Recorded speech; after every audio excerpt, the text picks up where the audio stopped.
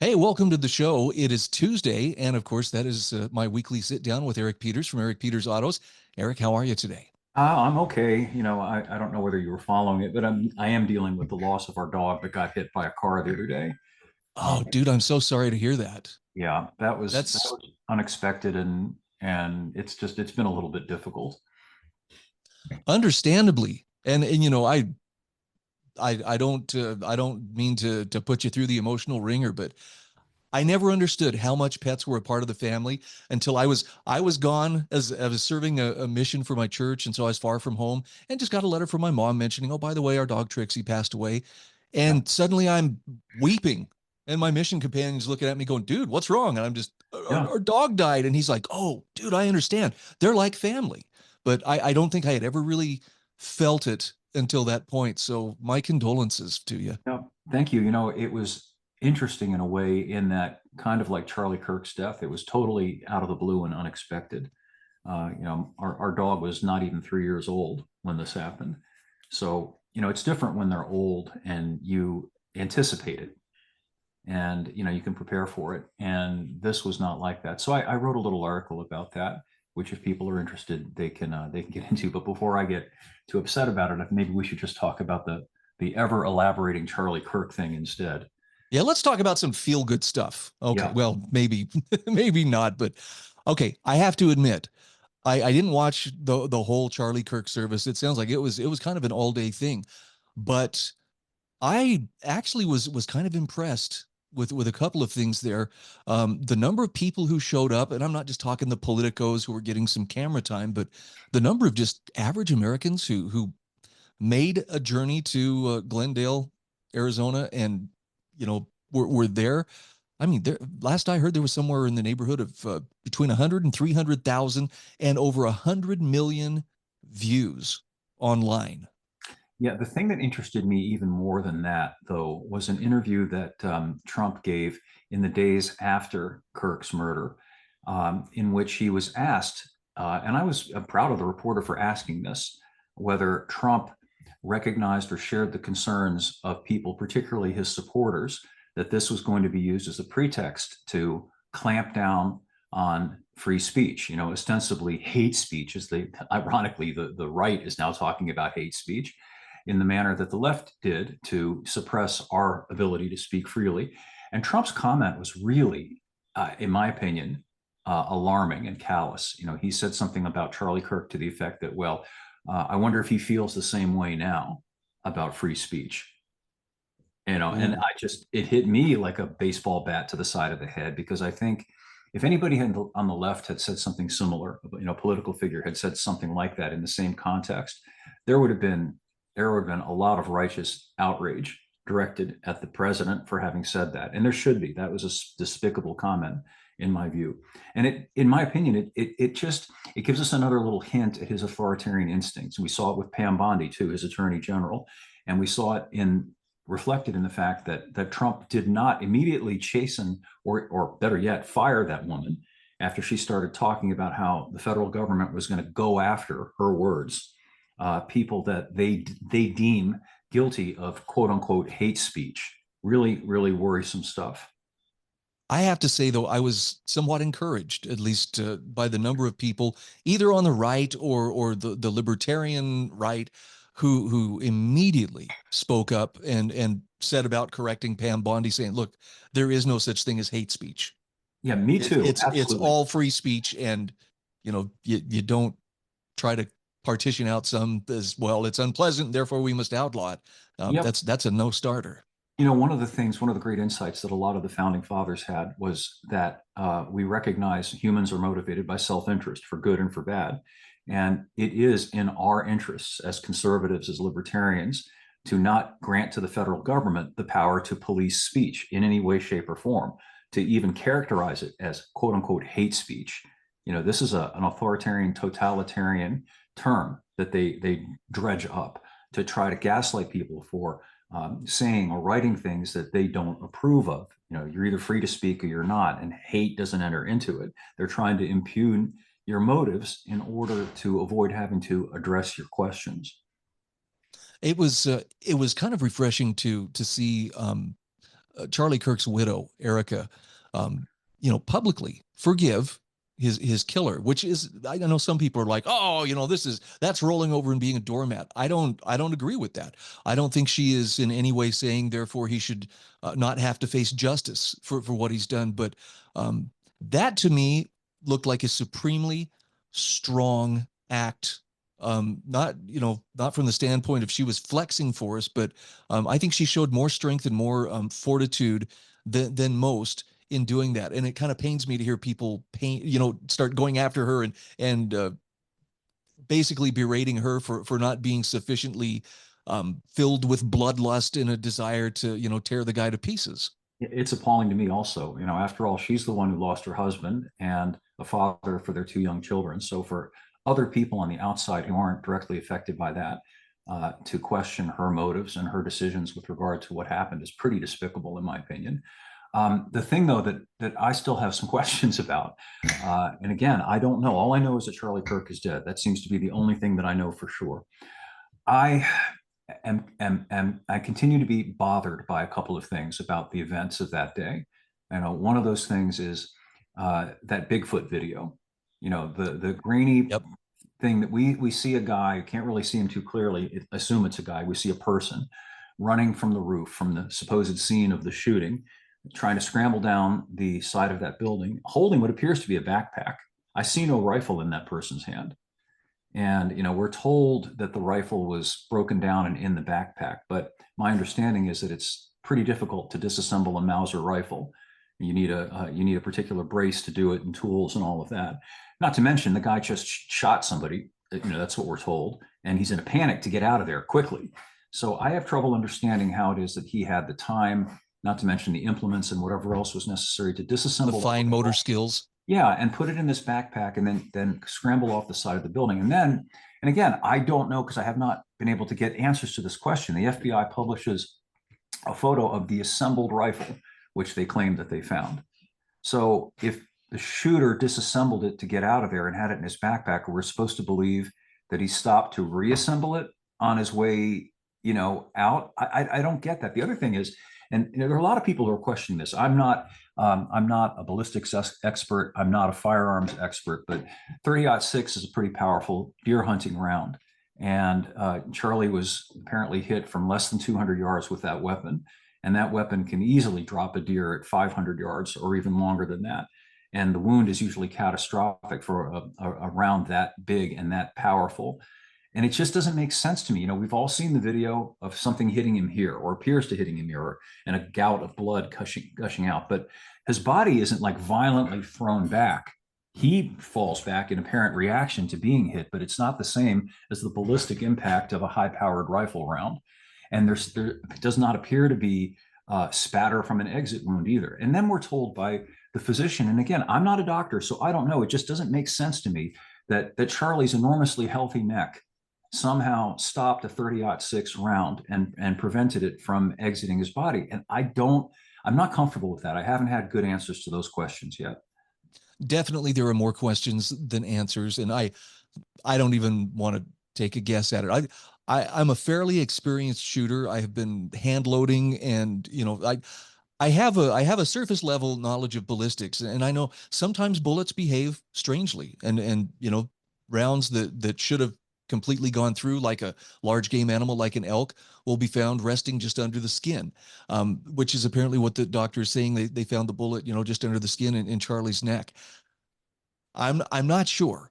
I'm still trying to get my mind around, though, the person who stands accused of it.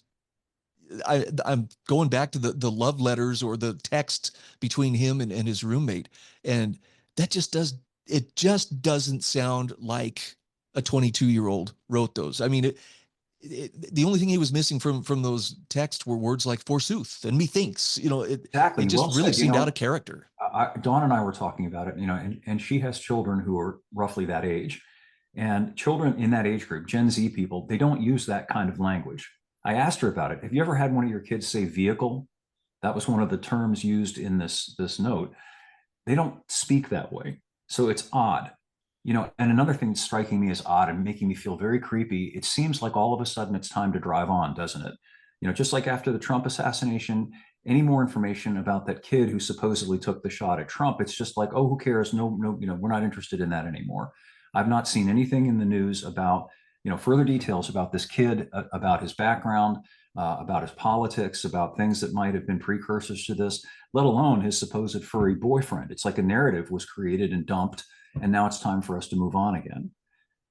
Yeah, I have a really dear friend who we talk on a daily basis, or we text on a daily basis, and we've been trying to reason this out too. And some of the theories that have come out, well, Charlie was wearing a plate and the bullet splashed up and cut his neck, or somebody's actually advanced. He had an exploding microphone. It's like, really, where have we heard that before? Pagers? I don't know. Yeah, yeah. It's like we've deliberately been given so much slop that it's impossible to know what is true and what isn't, almost as if that was the design. Oh, absolutely. It's very frustrating to not be able to tell truth from falsehoods. But you can also use the old detective standard of who benefits. Who benefited from Kirk's death.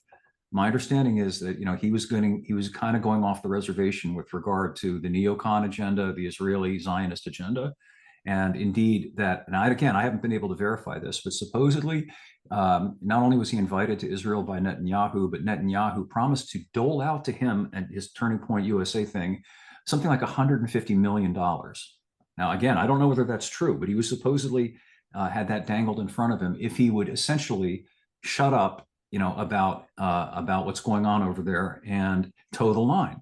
And he apparently expressed to a number of people who are close to him, and also Tucker Carlson and Candace Owens and some other people, that he felt scared about the consequences of his beginning to question some of these things. And to me, it fits in with his personality. He seemed to be a guy who was genuinely interested in exploring the issues. And in other words, he wasn't just an ideologue who was spouting talking points like Sean Hannity. You know, Yeah. uh, he seemed to be a decent dude who just wanted to find out, okay, well, so what's the deal here? What are we really talking about? And that made him dangerous, I think, because he was an independent minded thinker and he did have this enormous audience, and particularly with the Gen Zs, the high school and college age kids out there. And, if he was beginning to question the narrative with regard to the Zionist project and greater Israel and all of this, that could very well have been lethal.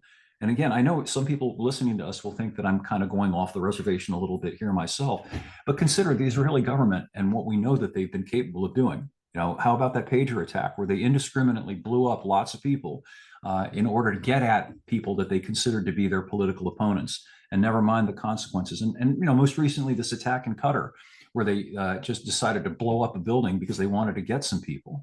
So they have a track record of doing this. It's not really a wild, crazy thing to suggest that they might have been involved in this somehow. And again, I don't know, but I'm not going to be satisfied about it until I have answers that make sense. Just the same with regard to the Epstein thing. I'm not going to shut up about that either. Yeah, I think you nailed it when you said suddenly it's like, well, we're moving on now, and you know, I'm not ready to move on. I still would like to know what's going on. I will say this: there is a certain satisfaction. I think the Germans call it Schadenfreude or whatever that Yeah. comes from seeing the left and the people who were foisting cancel culture on everybody else over the last 10 years or so. It's kind of interesting to see them being hoist on their own petard for the incredibly insensitive statements they've made, about Charlie Kirk. I mean, they don't even wait till the guy's buried and they're like, you know, urinating on his grave, figuratively. It's Well, just I agree with you, and it's in bad taste. disgusting. We really have got to be careful about this. And I bet you're going to agree with me on this. I was very bothered by Trump sicking the FCC on Jimmy Kimmel. I don't like Jimmy Kimmel. I think he's a tool. I think he's not funny.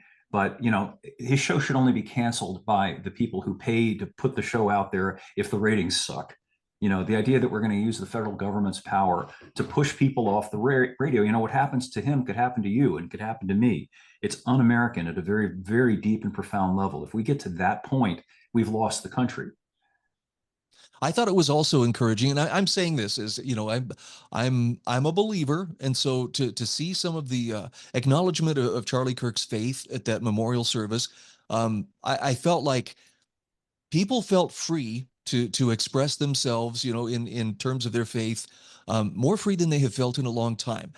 At the same time, I am I'm kind of holding myself a little bit in reserve because it is such a spectacle and so moving on so many levels that there's a part of me that has to ask, is there a psyop at work here? Yeah, Because if not, it's missing a great opportunity. And I mean, no disrespect to Charlie Kirk or his widow or any of the people who, expressed, their appreciation for him or his courage.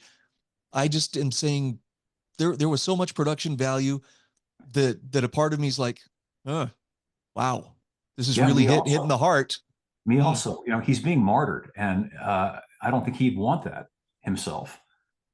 He's being created into sort of a figure, around which an authoritarian regime could wrap itself, and in a way that Charlie Kirk would not have approved of, I don't think. And that's worrisome. We have to be very careful about that. Absolutely, what happened to him was a horrific thing, and that sort of thing is something that should never be countenanced in our society or any free society. But the idea that we're not allowed now to speak ill of somebody, again, poor taste. I would never say anything about him or any other person who'd been publicly shot in the way that he was shot, just out of respect to his memory and respect to his family, because, I'd like to think I've got a degree of civility in me. But if somebody else wants to say it, well, that's their right. As much as I think it's crass, vulgar, obnoxious, that's their right to say it. And I think it's very important that we defend that right, even though it's distasteful to us. Yep. I mean, there are other ways than government to handle that. And I mean, I'm not Amish, but shun the people that behave disrespectfully like Sure. that. For instance, the word was, well, Jimmy Kimmel's back on the air as of tonight, and I'm like, that's great. I can go back to not watching him just like before. Perfect. Well said. Wonderful. I'm not a big fan of Howard Stern. People who are familiar with his show will probably know why.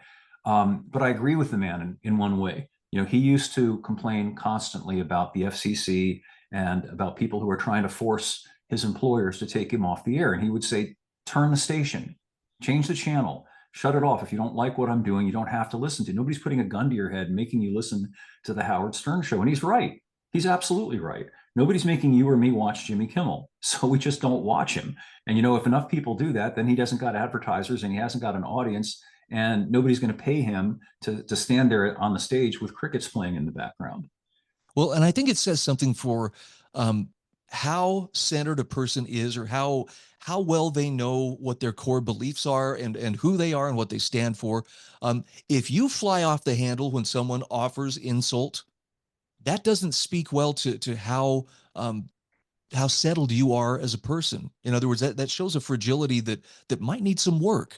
I look at these young urban youth who, there's a certain word beginning with the letter N. Yeah. They hear it and it's like flipping a switch. They have to chimp out. They have to beat somebody, stab somebody, shoot somebody for this perceived disrespect. Whereas a person who actually is standing on solid ground and is not miserable or unhappy is going to be able to say whatever and Sure. and move on with their day.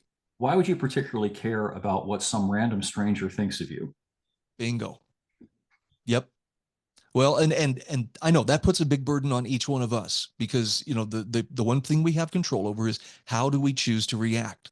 And I'm just going to offer this for what it's worth. People may hate me for saying it, but just because someone offers you an insult doesn't mean you have to accept it. Right. And at a core level, whether it's true, right?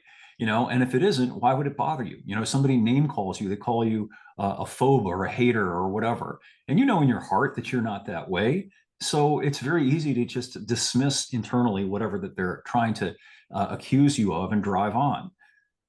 In fact, truth be told, I aspire to certain labels. If someone were to call me a Yeah. wrong thinker, I would beam. Like, thank you. Yeah. Really? You noticed? Yeah. That's That's I an just astonishing thing too. It brings me back to the pandemic days.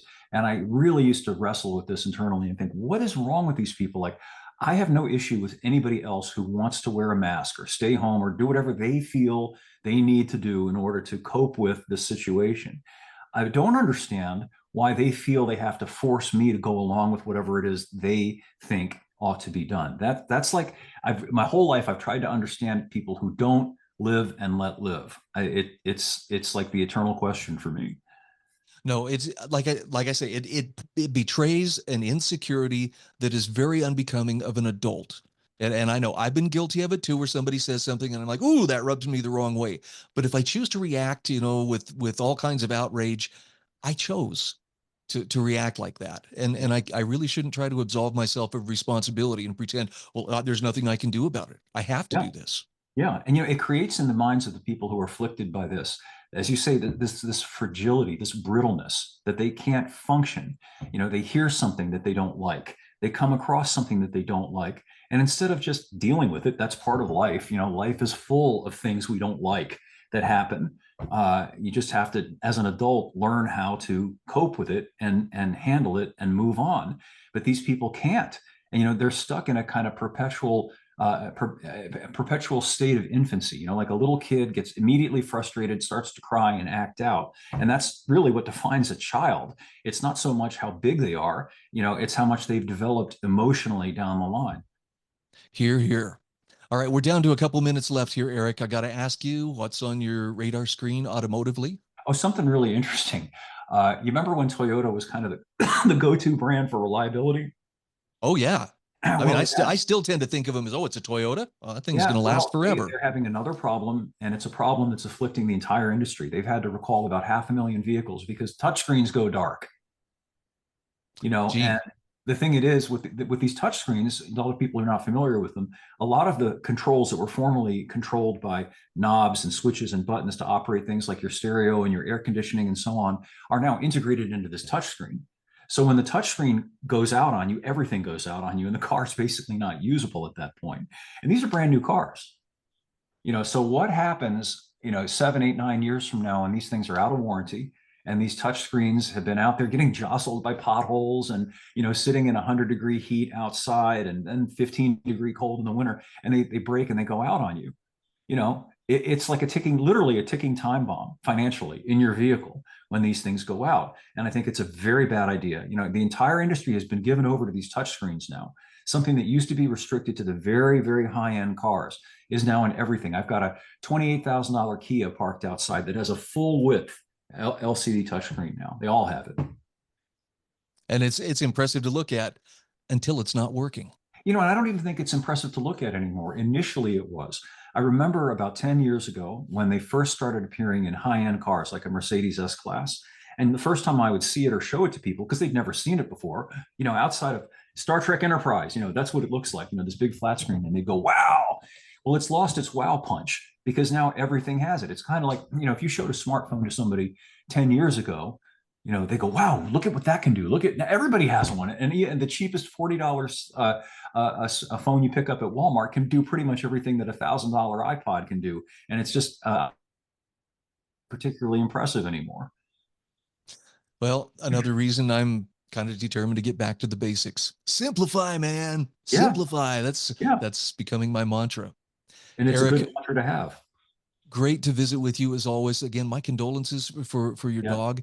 Thank you. Um, Look forward to our talk next week. Hopefully, You it's too. a rather uneventful time between now and then. Absolutely. Thank you, sir.